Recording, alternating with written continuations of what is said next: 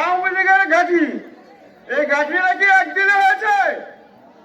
1954 সালে যুক্ত বহুদলীয় নির্বাচন থেকে আরম্ভ করে 1970-এর নির্বাচন, পরবর্তী সময়ে স্বাধীনতা সংগ্রাম আমার ছন্দরা ইউনিয়নের মানুষের রক্ত নিয়েছে, তার জন্য বদ্ধভূমি নির্মিত হয়েছে। এর পরবর্তী সময়ে দেশে অপশাসক কুশাসনে জর্জরিত হয়ে এই আওয়ামী লীগের লোকজন ছন্দরা ইউনিয়নবাসী বিপুল ভোটে সবসময় নৌকাকে জয়যুক্ত করে